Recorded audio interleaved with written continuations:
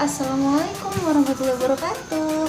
Perkenalkan, nama saya Anissa Ramita. Saya dari Universitas Islam Negeri Sumatera Utara, Fakultas Syariah dan Hukum, jurusan Ahwalul Syakhsiyah. Baik, di sini saya akan mempresentasikan hasil makalah kami dari kelompok 4 yang berjudul Komunikasi dalam Organisasi, yang beranggotakan Anissa Rabita, saya sendiri, Ajeng Setiawati, Alfa Yumna, Riki Purbazhari, Arif Manalu, dan Hidayat, dan dibimbing oleh dosen manajemen organisasi yaitu Ibu Faiz Isfahani MHI.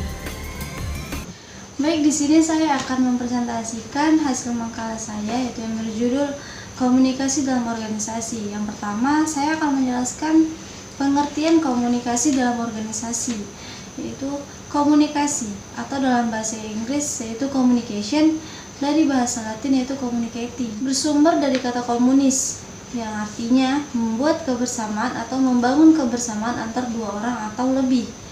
Kata komunis itu sendiri menurut Hofland yaitu proses mengubah perilaku orang lain. Menurut James Dumani mengemukakan bahwa organisasi adalah setiap bentuk perserikatan manusia untuk mencapai tujuan bersama.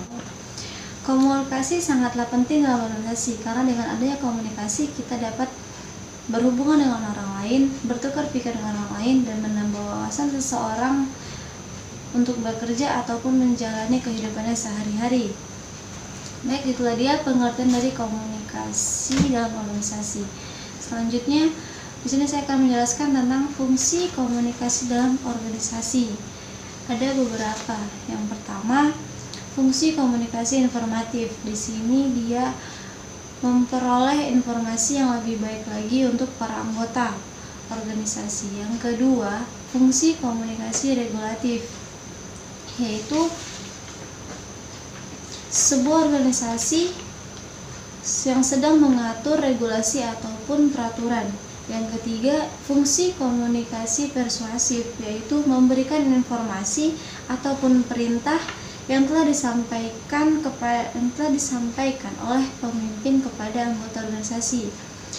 Yang keempat, fungsi komunikasi integratif, yaitu untuk mengintegrasi seluruh pesan ataupun informasi yang diberikan oleh pimpinan kepada anggota organisasi. Yang kelima, fungsi komunikasi ke bawah, berjalan dari pimpinan kepada anggota. Yang keenam, fungsi komunikasi ke atas, yaitu biasanya terjadi ketika anggota mengajukan pendapat kepada pimpinan organisasi. Setelah dia fungsi-fungsi dari komunikasi dalam organisasi. Selanjutnya saya akan menjelaskan tentang unsur-unsur komunikasi dalam organisasi. Yang pertama, ada komunikator, yaitu memberi berita. Dalam hal ini orang yang berbicara, mengirim berita dan memberitakan. Yang kedua, menyampaikan berita. Dalam hal ini dapat dilakukan dengan cara mengatakan, mengirim atau menyiarkan. Yang keempat, berita-berita yang disampaikan atau message dapat dalam bentuk perintah, laporan, dan sasaran. Yang keempat, komunikasi atau communicate, yaitu orang yang dituju pihak penjawab atau para pengunjung, dengan kata lain menerima berita.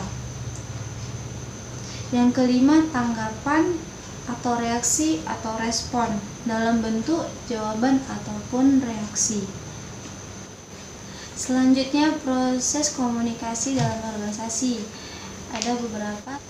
Yang pertama, masalah yang dihadapi. Setiap proses komunikasi tentu saja berawal dari masalah, akan tetapi masalah tersebut dapat memicu seseorang atau kelompok untuk merespon hal tersebut. Yang kedua, kedudukan komunikator. Setelah diawali adanya masalah, maka proses komunikasi dalam organisasi dapat dipahami kedudukan seorang komunikator dalam lingkungan organisasi. Yang ketiga, menentukan tujuan, yaitu menentukan bagaimana respon yang ia lakukan dan kemudian bagaimana agar hal tersebut tercapai. Yang keempat, proses encoding, yaitu sebuah proses pengkodean atau proses yang terjadi untuk membuat gagasan abstrak yang terdapat dalam pikiran komunikator. Yang kelima, perumusan masalah. Yang keenam, penyampaian pesan. Yang ketujuh, proses decoding, yaitu proses ini adalah sebuah proses yang biasanya dilakukan oleh komunikan. Decoding adalah suatu upaya untuk menerjemahkan pesan ke dalam maksud yang diinginkan oleh. Yang kedelapan, penafsiran maksud.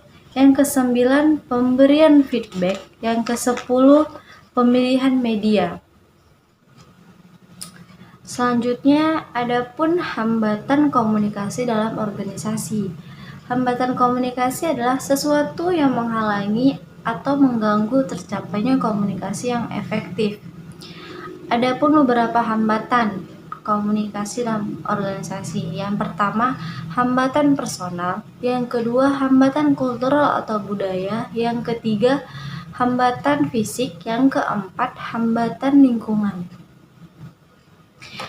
Ada juga cara mengatasi hambatan tersebut. Yang pertama, pengirim pesan. Yang kedua, pesan. Pengirim pesan. Prosesnya berlangsung dengan dua arah dan diawali dengan pengirim pesan. Yang dapat dilakukan di sini ialah menyatakan ide atau gagasan. Yang kedua menyatakan gagasan dengan singkat. Yang ketiga, memberikan penjelasan ketika diperlukan. Yang kedua, pesan. Pesan yang disampaikan bersifat inklusif dan informatif. Inklusif sendiri artinya bahwa pesan berisi segala yang diperlukan oleh penerima pesan untuk memahami maksud pengirim. Selanjutnya, informatif artinya merupakan sesuatu yang ingin diketahui oleh penerima pesan. Selanjutnya, yang ketiga, penerima atau komunikan atau communicate atau receiver. Yang keempat, umpan balik. Jadi, komunikasi dalam organisasi itu ialah sangatlah penting, karena dengan adanya komunikasi kita bisa berhubungan dengan orang lain, dan tidak hanya yang ada di sekitar kita, kita juga bisa berhubungan dengan organisasi yang lain juga. Dan kita bisa menambah wawasan, bisa menciptakan hal-hal baru dengan orang-orang yang baru juga. Demikian presentasi dari saya. Bila ada kekhilafan dan kekurangan dari makalah ini, saya mohon maaf. Sekian dan terima kasih. Wassalamualaikum warahmatullahi wabarakatuh.